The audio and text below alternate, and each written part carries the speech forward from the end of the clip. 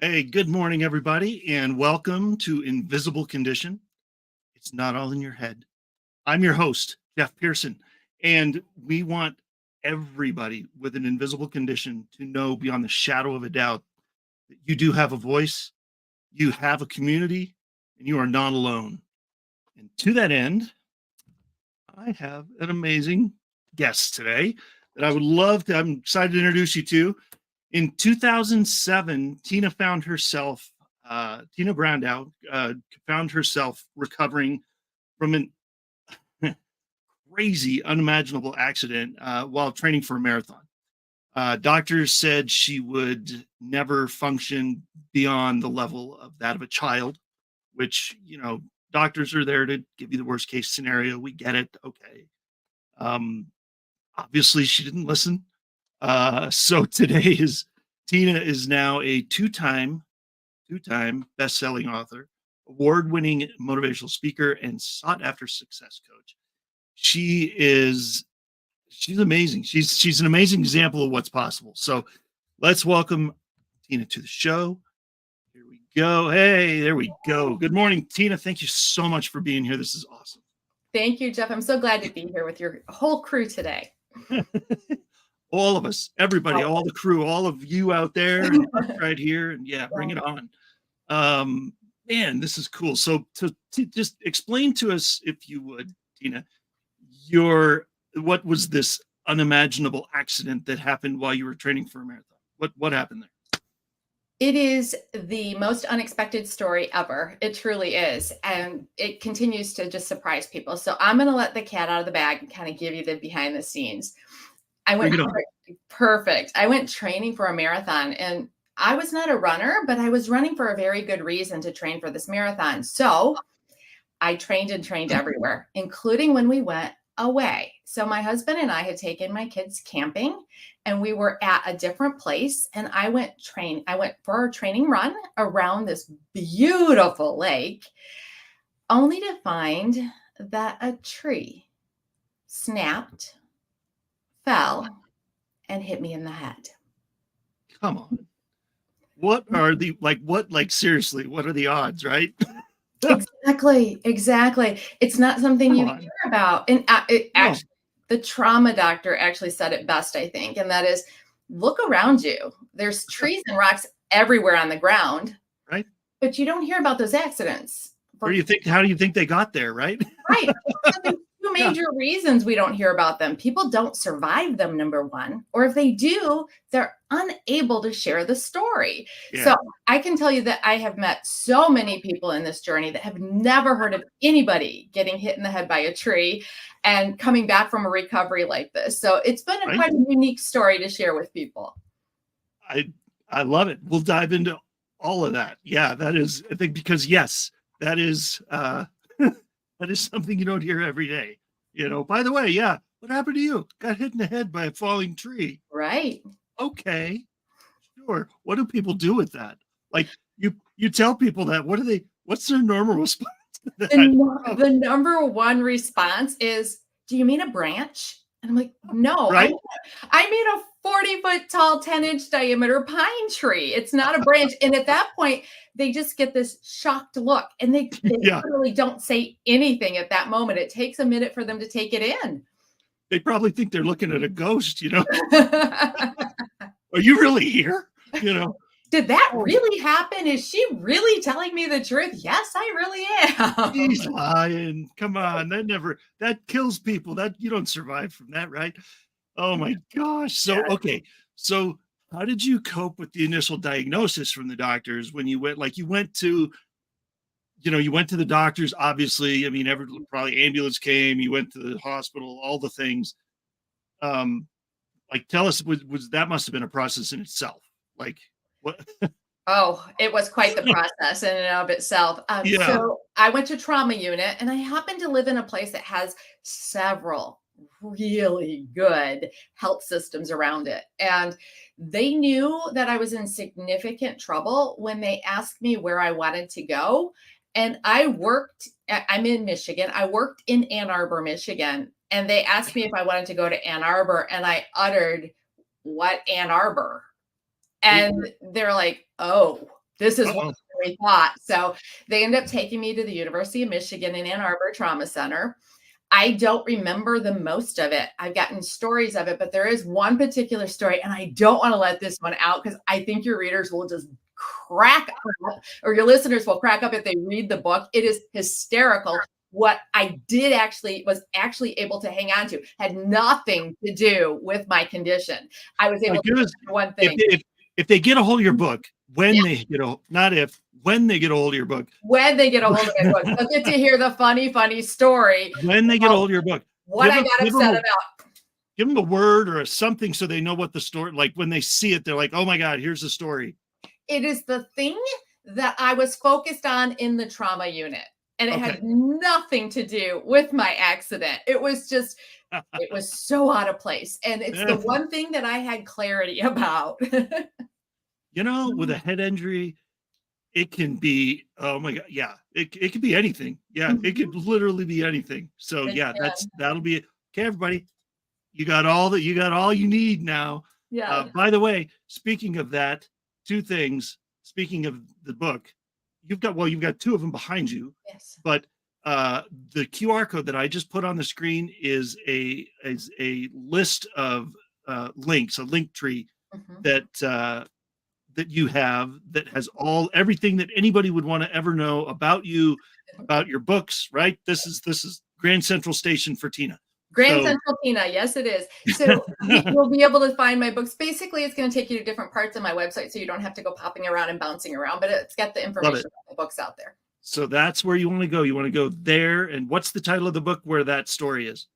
That book is called Standing Strong, the real There you life go. story of overcoming adversity and becoming unstoppable in life and business. Yeah, baby. That's what I like to hear. Okay. Unstoppable is a good word. Yeah. So that's the book you're looking for if you want to hear the story. And that's the QR code you want to scan with your phone and knock yourself out, but not right now. Don't Not do it right like now. you're Stay touching- with it for a few more. Stay with That's us. right. That's right. Stay, yeah. You scan it and then put your phone down. And we're gonna keep going here. And by the way, if anybody in the audience also has any experience that is, shall we say, unexpected or out of the ordinary, that maybe you can, I don't know if anybody can relate to this particular one, because but if you've got a story like that, put it in the comments, comment about it. And if you're watching on Facebook or YouTube or something where you can comment, we'd love to hear from you and see that comment. And maybe Tina can reach out to you, or we could, and we can get in touch with you and talk more about that if you want. But this is really a good opportunity. You've got the expert here for about the next 40 minutes, 45 minutes to, if you have questions or want to share your story too. So. And Jeff, it's not just people who've had unexpected accidents. It's unexpected diagnoses too. It's everything that catches you out of the blue that you're not expecting. Yeah, it's true. Well, and let's be real. Most diagnoses are out of the blue. I mean, everybody, no, you don't walk up to very many people and go, well, what do you think? Do you live a pretty good, healthy life, or are you waiting for that bomb to drop? Not very many people are like, no, my lifestyle really stinks and I eat Oh, terribly and I'm just waiting for that diagnosis. Everybody thinks they're doing a good job. So yeah, almost all of them are out of the blue, right? But correct. but it's not the diagnosis, it's what you do with the news that counts. So Absolutely. yeah. So what are okay, so what are some of the most crazy like physical obstacles that you faced during that recovery from all that once you kind of remembered what was going on? So much. So the force of the tree, and I don't want to get too graphic and leave people with trauma from this, but I want you to have an Sure. understanding. Oh yeah. Whenever you're hit with something, it creates friction, and that friction has to come out somewhere. Mhm. So for me, the friction actually came out my low back, and it did some significant damage to my low back. So I had physical issues, I had cognitive issues, but the funniest one is something that we didn't know for quite some time. I have two that actually I want to share with everybody. Yeah. One is that I couldn't make my hands go together. My hands would Like, pass by each other when I would try to clap. They couldn't, oh, and I had no fine motor skills, zero fine motor skills. Asked me to pick up something, and putting food on a spoon was not happening in my space at that time. this kind of thing wouldn't have been like writing No, or eating or anything. no, Oh my gosh. no. Wow. It was definitely a lack of fine motor skills, and I Hmm. had to relearn how to move. But here's the funnier part about it, and I shouldn't say funny, it's the more unique part about it, is I had to relearn how to learn Yeah. before I could learn how to actually do the fine motor skills. Yeah. Yeah. No, and it's funny, maybe not funny, but the unique thing. I mean, that's pretty, yeah. I mean, a lot of Funny people as an with odd. We'll go with funny as an odd. odd, funny as, yeah, like not ha ha funny, more Correct. like, yeah. Mhm. That is crazy. But you know what? I have heard that from people that have suffered, not even that kind of injury, nothing that severe, even just, any kind of TBI, no matter where it is on the scale of severe, you Right. know, it can, everybody's different, right? Everybody's brain is different. So yeah, I've heard some crazy stories about things that people lost, Yeah. their ability to grasp things or walk or talk or smile or whatever. Mhm. So yeah, it's not surprising. But that's crazy. So how did your how did your perspective you I mean, everybody's got a perspective on life, right? You're like, Yeah. you're going in this direction and you're like, okay, here's my life. How did that change after your accident? Radically. That's the only word I can use. So Yeah. before my accident, I had everything. And I'm not trying to sound braggadocious. I'm trying to let you know from where I was to where I went. Yeah. I was an executive in a billion-dollar company doing all the things, cutting deals, flying around, doing what I needed to do. I was a mom to two amazing kids. I was a wife. I was a daughter. I was sister. I was friend. I was all these things. And, I actually oftentimes say I was everything, including having the white picket fence. I had Yeah. everything in life with a pretty bow on it. And I spent my life truly aspiring, goal after goal after goal, aspire, aspire, aspire, aspire. And then everything that I was gone after the accident. I couldn't be mom. I couldn't be wife. I could not work for certain. I could not put food on a spoon. I couldn't walk by myself. Yeah. I could not go to the bathroom by myself. I Mm. went from aspiring, reaching goals to really functioning like a 3-year-old child. And Yeah. I was 40 at the time, Starting over at 40. starting over at 40. I mean, some people have a midlife crisis, but this is a very different definition of midlife crisis, right? Right? So, Yeah. yes, I Yeah. started over, and I found that I changed radically because after all of this and going through the process and learning everything, relearning everything in life, I really had no desire to aspire. I had a desire to get back to some of what I was and to get back to being what I used to call being me, Yeah.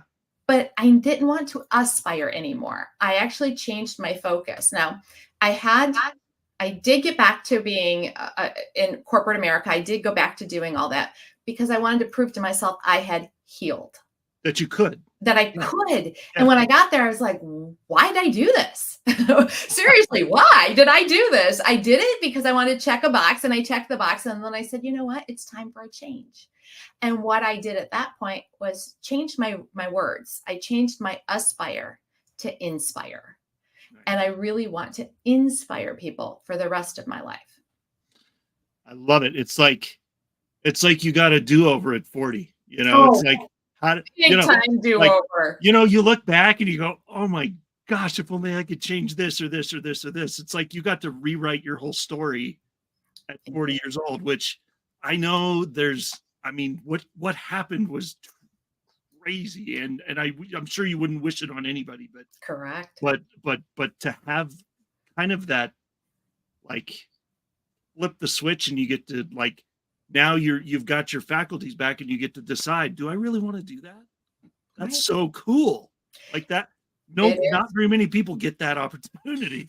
So It is golly. the best, worst thing that ever happened. Right? Well said. That's what I was just gonna think. Yeah, it's the best, craziest, worst thing that's ever happened. Yeah, that's about right. So my background was in human and organizational behavior, and I loved studying people. That was like from high school through my career. That's what I did. Right. And I often tell people that all the education I have behind me pale in comparison to the education I got functioning like a child at 40, living amongst other adults. I don't call it an I don't call it an experience that I had. I call it my experiment because I got to actually observe and do so much study. And I still to today do it. I still continue doing the research and the study of the human behavior because of everything I got to see. Very few people have ever seen the world functioning as a child and being around adults, because when children are little, they're not exposed to all the things that our adults are exposed to. When you're 40, no one realizes initially that you're functioning like a child, and you get to experience and see all of it. And let me tell you, adults are some pretty weird people. That is true. Some of them are. Yeah. Well, most of them are. Most of us are in some way. Yeah. Come on. Yes. Myself Wow. included. I'm not calling everybody else out. It's myself included. It's all relative. The crazy is relative, it's okay. Well, and the thing is, Jeff, when I started healing, and I'll get to the healing part in a minute, but when I started healing, I went right back to my old habits because we are habit beings. And I was like, wait a minute, I've been watching all these people do that. Now I'm doing it. I need to stop that. And it was such an awareness factor for me. It was really an awesome wake-up call. I bet. And that is huge. And not a lot of, and see, that's another thing. You get to reset that. I mean, this is all such a redeeming thing. I mean, this is such a story of redemption because you went through that, and then their event, and then you had to recover, and then, but now it's like, okay, let's rewrite the story, So yeah, it's all about how you look at it, honestly. So, it is. And I had all my memories, 99% of my memories were gone. Wow. And over time, most of them came back. I can't say everything came back, but most of them came back. But in that moment, I had to rely on what other people were telling me were their experiences. And I want everyone to let this soak in, because this is so monumental, but most of us don't realize it. And that is that other people were explaining stories to me that happened and sharing their experience of it that were oftentimes just phenomenal, gigantic, impactful stories. Yeah. And when my memory came back, I had it as a teeny tiny little thing. And to them, it was the world. Yeah. And I think that's what we do a lot of the time, is consider our actions or what we're doing is small, but we don't realize the effect and impact they have on other people, the good included. I mean, it's amazing. It is something that so many of us downplay. Especially the good. Yes. Especially the good. We downplay that, and we it's almost like it's a crime for something to be good. Yes. You know? And so people always go to the bad and dwell on that. So They yeah. do. Oh my gosh, that is so true. Well, I tell you what, we are at a really good stopping point because we've gotten the first part of the story. And so nobody go anywhere. Stick around because the next part of the story is the really fun part of the story. And we're going to talk about what happened after and how you were talking about habits a minute ago. And Mhm. I want to talk about that on the other side of the break because I didn't want to forget that. So when we come back, remind me about that. We'll talk about the habits that you were alluding to, and then the amazing recovery and what you've been doing since. So, Fantastic. all right, everybody, stick around. We'll see you in just a couple of minutes.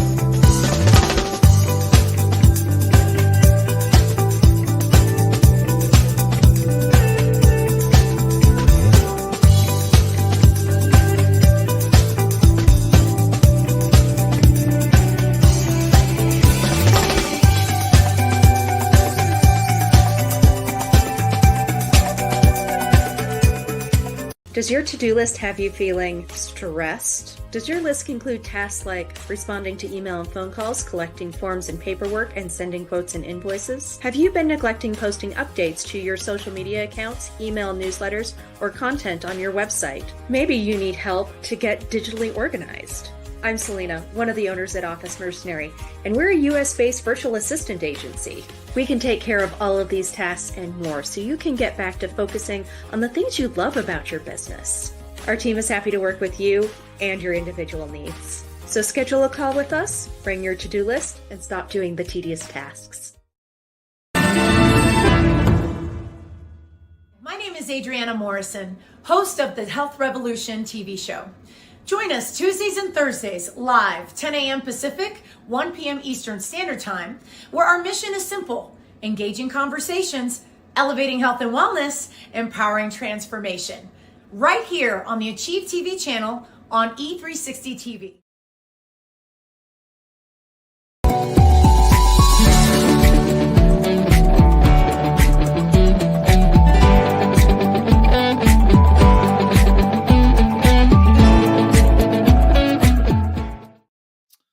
All right, everybody, I got to take just a second here before we bring Tina back to tell the rest of her amazing story, to just tell you about an amazing place. And it is in Portland, Oregon. And if you've never been to Portland, it's incredible. By the way, I was there for the first time last year, and it was absolutely incredible. I love that place. And the Porch is actually a coffee space that was created for community to converge. Basically, it's a space where you can show up and be seen. The Porch is a nonprofit that seeks to provide training and opportunity to those that sometimes get overlooked in our community. You know who I'm talking about.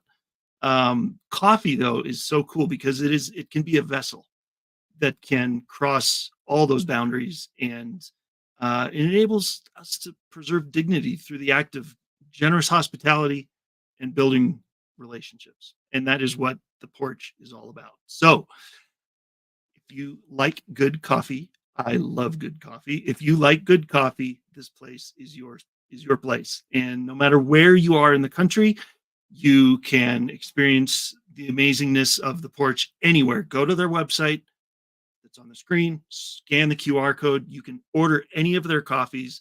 They have an amazing roaster, and the coffee is incredible. I have a couple behind me here, and they're almost gone. I have to get more. But it is. I love coffee, and this is so good. So go to the website, scan the QR code, and check them out, and you will not be sorry. And by the way, Brett and Molly, love you guys. They are incredible, and I can't wait for you to experience their coffee. So, okay, let's bring Tina back and get to the rest of this story here. Oh my goodness! All right. So, beginning of the show, we talked about the craziness, the tree. So that kind of, I'm sure, how many people have asked you about the tree falling in the forest? Is there really a sound kind of thing, right? Like if a tree falls in the forest and nobody's there, does it really make a noise? I'm sure. I mean, you heard that one coming. How did that go? Like, did you hear it coming? You just didn't know where it was, or what happened? Like, I'm just curious. Like, So everybody does ask me that question. Or I shouldn't say Yeah. everybody, almost everybody asked me that question.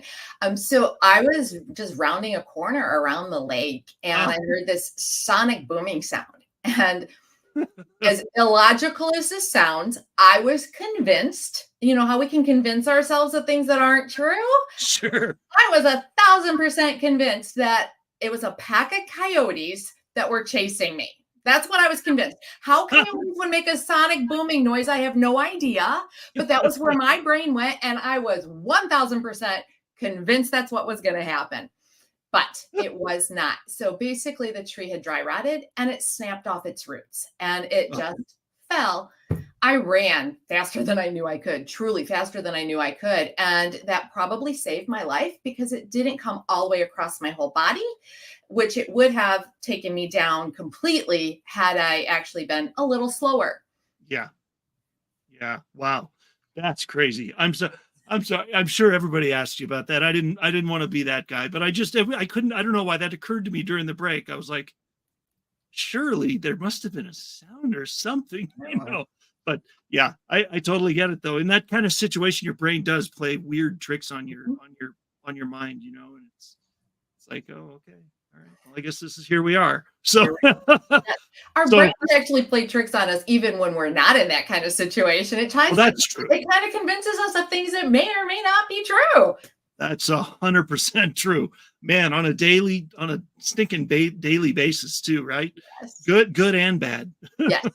So, well, okay. So at the end of the last break, right before we went to commercial, I was asking you about, or you started to allude to something about your habits. Mm-hmm. And I just wanted you to be able to expand on that a little bit. Absolutely. So I bet you can't picture this. I know you can't picture this. No one who listening to me can picture this, but the first time I was 7 years old and the second time I was 7 years old, I was a sassy 7-year-old. What? And I actually, the doctors tell me I was not going to get any better. I had reached MMI, maximum medical improvement. And I said, watch me, just watch me. And that was a habit of mine as well, which was to have determination. So habits showed up in really weird places for me, but the let's just call them undesirable habits, coming back as my functioning got better and better and better.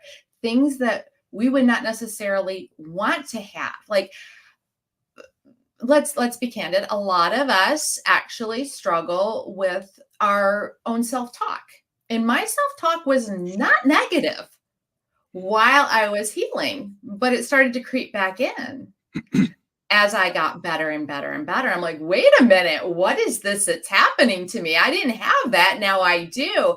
And just having the awareness really helped me to refocus and keep that, the negative self-talk away. Yeah. It's like, it's almost, I'm working with somebody right now that's talking about that very thing. And it's the pathways in your brain that you've established over years and years and decades of life, and you know, and in order to create new ones, it's work. It's not just, it doesn't just happen. You don't just, you know, there they are. It's a thing, you know, it's like conscious effort. So yeah. The fact that those bad habits started creeping back is not surprising to anybody. I don't think it's just natural. We're habit beings, not human beings. I mean, that's what we are. We go through life, habit beings. That's what I call us. We're habit beings.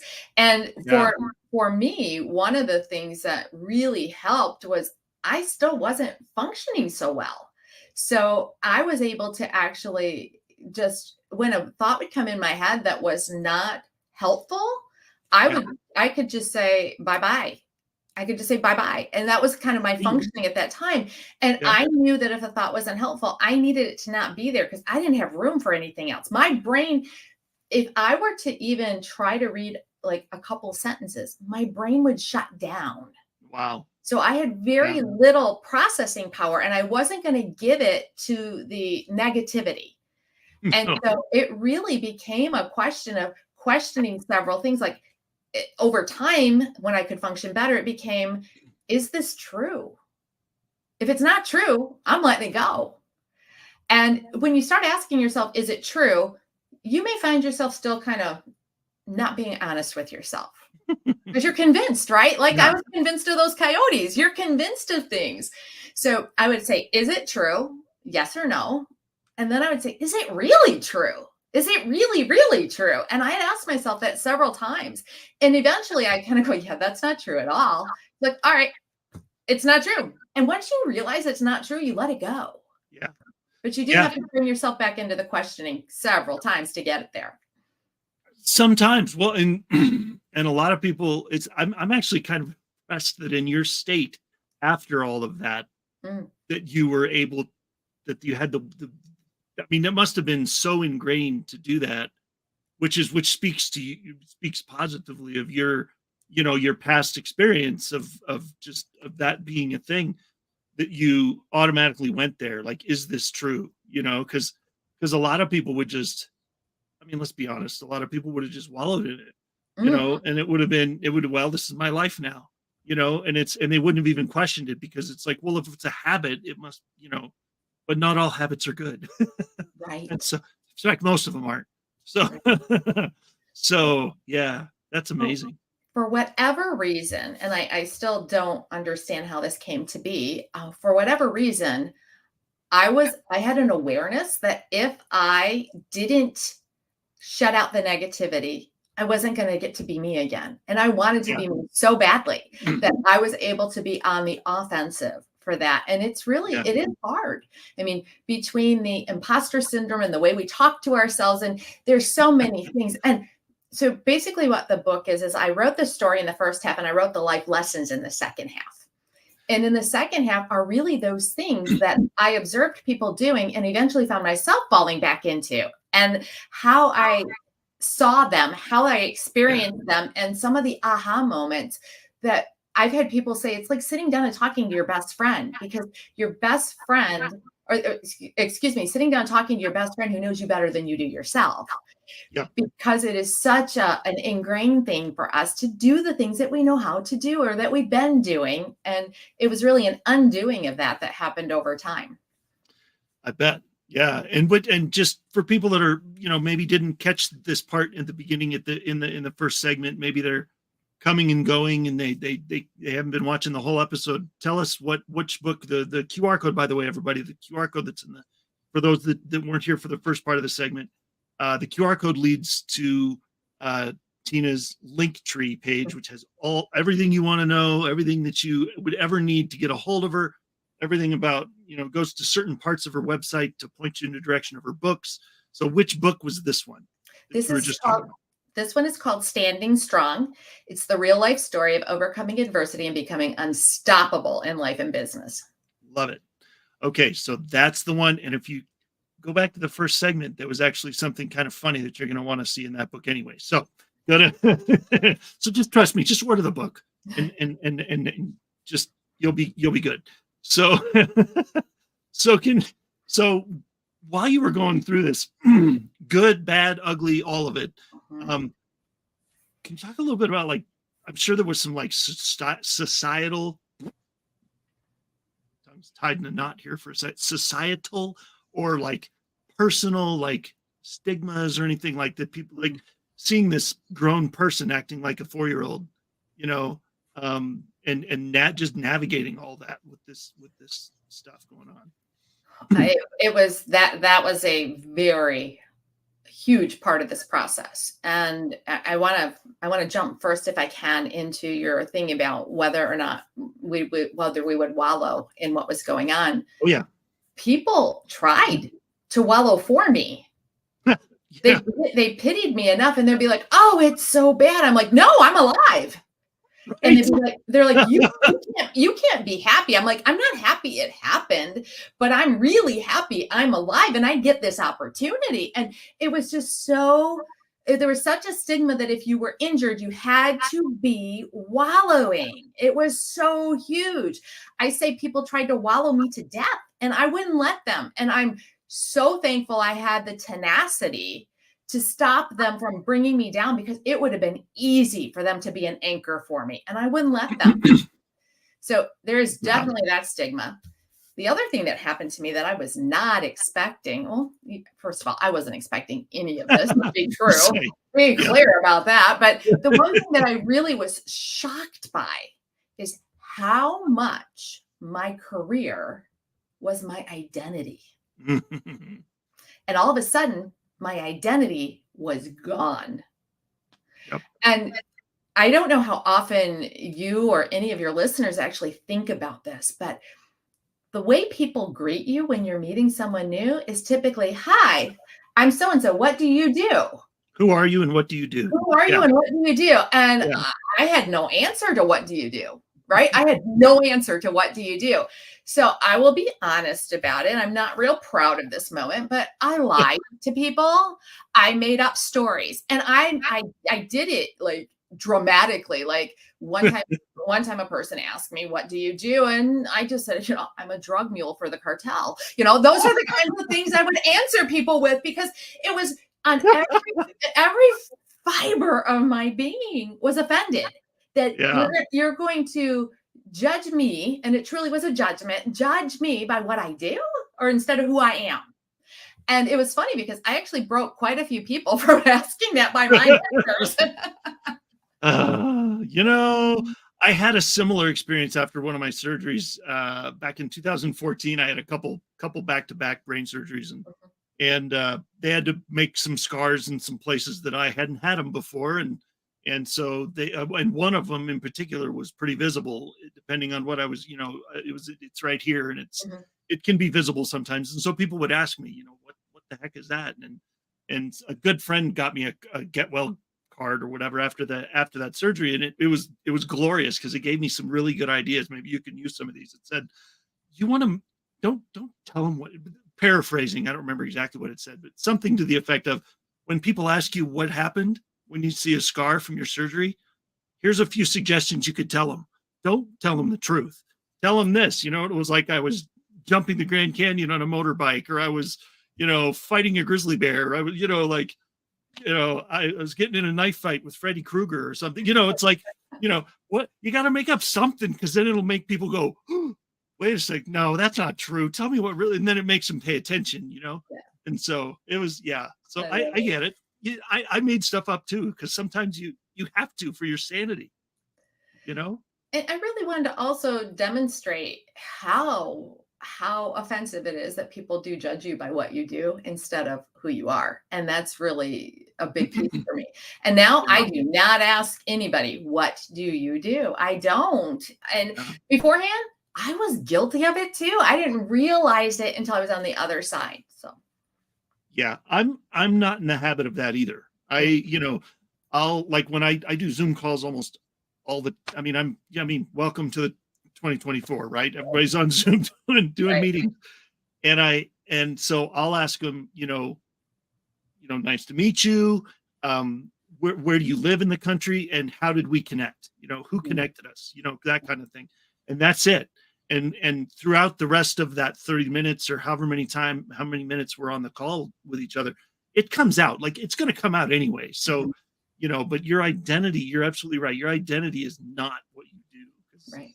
That's where a lot of tragedy happens, is when you get, then you have to leave the job, or you get laid off, and then what? Right. Yeah. Right. You're right on. Yeah. It is not something you expect, is to have to lose your identity. And if you're losing it in retirement, you planned for it. And even then, it's a shock for people. It's not, to have it just gone is a whole different thing. So I became some very outlandish roles for people. So yeah, but I bet you had fun watching the look on their face when you told them stuff like that. I did. I really did. There's some places in life that you probably shouldn't be quite outlandish, and I chose to be in every place. So it was kind of fun for me. Well, yeah, I suppose there could have been, maybe there's a little discretion there, but whatever. I probably After- should have done it at my kid's school. Yeah, the drug mule thing probably wouldn't have gone over well at the school. Yeah. Oh my gosh, that's hilarious. I could just pick, man, to be a fly on the wall during that conversation. Yeah. Holy smokes. They Oh, had no man. idea what to say. Wow. No idea. That is hilarious. Well, I tell you what, time flies. We're at another spot that we need to take a break. But after we come back, we are going to talk about probably the most important thing through my invisible condition, through your process. We're going to talk about hope. Yes. And that is a huge subject. And it's something I love to talk about. So I got a question for you about that when we get back. And everybody stick around, and we will see you in just a couple minutes.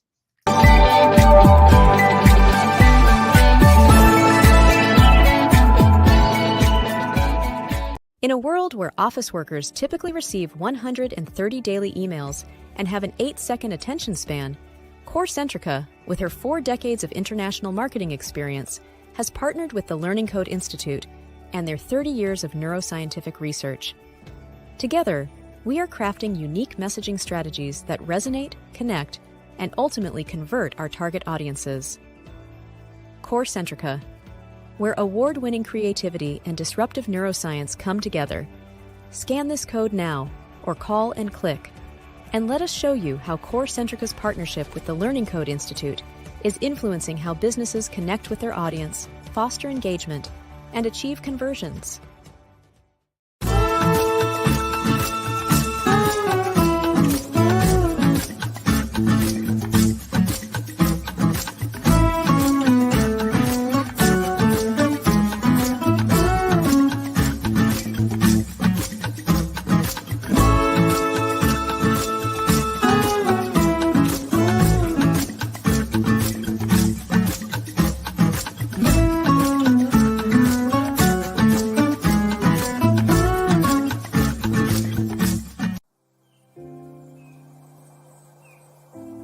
Hi, I'm Jake, co-founder and CEO of One Hope. My friends and I started this company in 2007 out of the back of this truck on a mission to enrich people's lives through wine.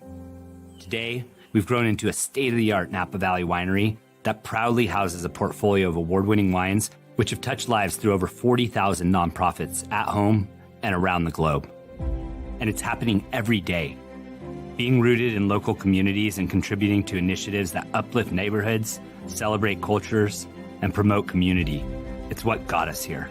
You see, through every bottle sold, your purchase can make a direct impact on the causes you care about. One Hope's cause of choice has given back over $10 million and counting.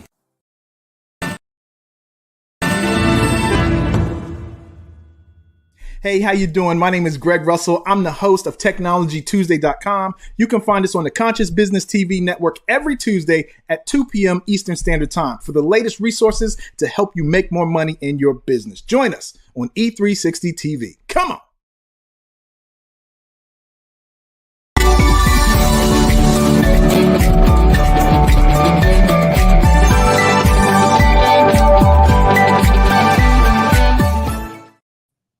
All right, welcome back, everybody. Greg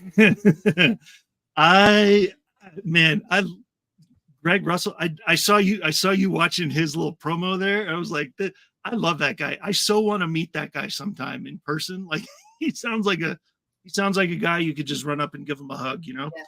One Hope is an amazing organization. It truly is. One Hope is awesome, by the way. Yes, that too.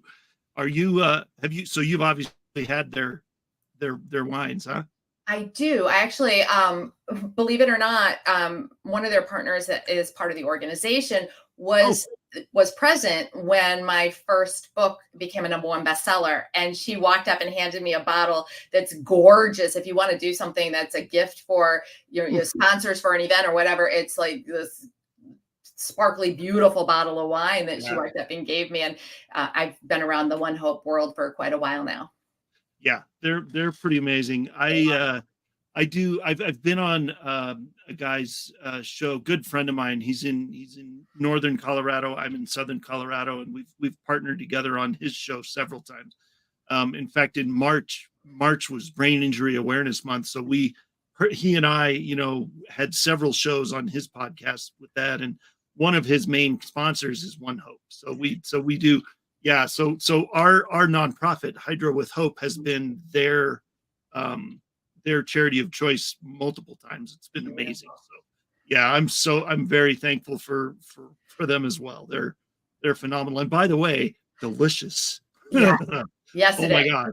They are fantastic wine. So yeah, a little extra plug for you there. You're welcome. Everybody should go rewind the show and go scan that QR code and order some wine. It's awesome. So anyway, well, hey. There's nothing better than having a good bottle of wine and doing something good. Right? Exactly. Like that's like the perfect combination. It is. Add a little chocolate in there and I am like trifecta. Man, like I feel like when I was in Europe, I was over in Europe touring around to several countries about 25 years ago. And when after I got out of high school, almost 30 years ago now. But and I swear when we were over there, even as an 18-year-old, it was like your diet consisted of bread, cheese, maybe some like bruschetta or something, and wine. That was it. Like all day, every day. That's what you ate. Like wine was more common than water at the table. So yeah, it's a beautiful thing. I love that kind of stuff. So well, I'll tell you what. All right, here we go. We digress. Here we go. Well, we were talking about hope, and we're going to talk about. We're talking about One Hope. Talking about One Hope. Hope in general. It works. It's all good. Yeah, that works really well, actually. So remind me about that after we get done here. I have a question about somebody in particular that I'm wondering if you know. But okay. So hope. Let's talk about hope for a second. So of course, this is a continuous process. Anytime there's something with the brain, anytime something like that happens and your brain is kind of scrambled around a little, it can be a lifelong continuous process to kind of like keep that in line. And, and there's good days, there's interesting days, there's bad days. On those interesting to bad days, how do you maintain your hope? That's a great question. I actually refer to it as keeping my car on the tracks because it will go off the tracks if you let it. So I keep my car on the tracks, and I keep my car on the tracks because of a couple of things. One, I'm a person of deep faith. So faith for me is a driver, and I know that I can't fulfill. So first of all, let's back up for just a moment. I didn't die that day where most people would have, or most people do from these kinds of accidents. I didn't die that day. That means I still have work here to be done. Yep. And if I don't keep my car on the tracks, I can't do that work. And remember, I'm no longer aspiring to help grow me. I'm inspiring to help grow others. So I can't do the work that I'm still here to do if I let my car off the track. So I think realizing and focusing on what you can do, what you can control, which, let's be honest, a lot of it we can't. Yeah. Focusing on what you can control, focusing on your end goal. I mean, Stephen Covey says it so well, begin with the end in mind. And the end is to reach your potential. And you can't let your car go off the road or take a moment. You can certainly have an issue. You can have pain. You can have, 10 years later, I had my last surgeries. Okay. So 10 years after my accident, I had my last surgeries. It was not, I'm good today. It was ongoing pain, ongoing things. And still today, like I said, I don't even have all my memory back still. Yeah. And there is, though, still an ability to be grateful in the midst of all the pain and all the suffering. There's an ability to be grateful for all that you do still have and to look at that. I want you to think about this. Here's kind of the framework of what I use. Yeah. If you are standing on the ground and you look at a rain cloud, it looks dark. It looks almost opaque. But if you're in an airplane and you fly through the clouds, they're white and fluffy. The only thing that changed is your point of perspective. Yep. And that's what I do with my life every single day is redirect. I don't have a false positivity. I have a true positivity because I stay focused on the things that make everything a white cloud. I change my perspective. Yeah. I love that. And that's huge.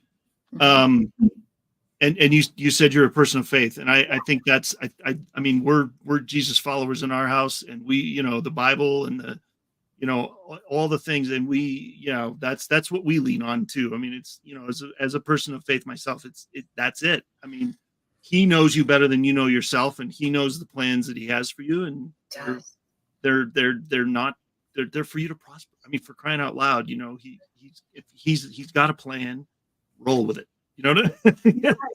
And remember, he also tells us you will never face more than you can handle with him. It doesn't say you'll never face more than you can handle. It says you'll never face more than you can handle when you're with him. Right? So that's it. He's going to walk beside you. He didn't let me go.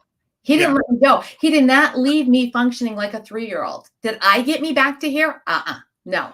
Did I do the work? Yes, I did the work, but it was by a design and divine opportunity. And I do think we just stay focused on the fact that life's tough. And when one thing is done, something else will happen. That's how life works. And it truly tests your faith. And if you continue to lean into that faith and just know, remember the most important pieces are he will never leave you nor forsake you. That's right. And he does work all things together for your good. I will say when this happened, it was 2007. There is not one piece of me, not one piece that could see how this could ever be for my good. Right. Not one. Like, you just stripped away from me my career, my ability to be a mom. And I was, you know, I did everything for my kids. I was like every event, everything. And I was able to do nothing. So you stripped all that was stripped away from me in a split second. How could this ever be good for me? Now I look back and say, who would I be without all of this? Right. So it's not what I am. It's who I became in this process that I wouldn't have otherwise. And I do see, okay, I'm older, and you have the advantage of hindsight and looking back, and throughout life, you can see the threads that got you to where you are. Yep. All things do work together for your good, even if you can't see it in the moment. You usually can't see it in the moment. Sometimes you can't see it for a year, 2, 3, 4, 5 afterwards. Exactly. That is so true. So I tell you what, we are down to about a minute and a half left, 2 minutes left, maybe. What would you like to leave our audience with in these last 2 minutes? Oh my goodness. I want you to know that you never give up. You absolutely never give up, because you don't know when that next one thing is going to happen. I had to take 2 little cups filled with peas and pick them up with a tweezer and move it to the other cup. So I got my fine motor skills back. All you have to do in life is move 1 pea at a time, and everything will become what it's supposed to be. Don't give up. I believe that the biggest challenge we all face is to become what's possible in your life. And I implore all of you to become unstoppable at becoming what's possible. Love it. That is so true. That's an interesting exercise. That's not surprising. That sounds like that would have been torture, but in the state that you were, you know, at the time. But what a powerful illustration. You know, that's so cool. That's Move 1 pea at a time. 1 pea at a time. That's fantastic. Everybody can learn from that, right? So, well, all right, everybody. Man, Tina, thank you so much. This has been amazing. I'm so glad that we got connected on this, finally got this figured out, and got in the same place at the same time, so we could bring this message to everybody. And just thank you for everything you're doing, and thank you for joining me. It's been truly a privilege and honor to be here. And if I can help anybody that's actually listening right now, like he said, drop comments. I would love to actually know more. Yeah, appreciate it. Thank you so much, Tina. We'll see you in just a minute. All right, everybody. My goodness. Oh, okay. I got to take a deep breath for a second. I'm going to go back and watch that one again, I think. Thank you. Thank you so much, Tina. And thank you, everybody, for being here. I so appreciate you, and for being here, and for watching, and if you're somebody that's been watching a while, If you've been with us from the beginning, thank you, thank you, thank you. And if you're new, thank you. Thank you so much for being here. I hope you stick around, and I hope you see so many more amazing stories and enjoy it, and stick with us for the long haul, because we got more great stories coming. Follow us on YouTube, follow us on Facebook. Those are the two places that this is being simulcast. You can go to the Facebook Invisible Condition page and the YouTube channel, Invisible Condition YouTube channel, and subscribe, follow, all the things. We would be honored for you to do that. And join us again next time. We'll be on the air again on Friday, the what is that? May 24th. We'll be on the air again Friday, May 24th, with another amazing guest. I can't wait to see you then. And till then, have an amazing day. We'll see you next time.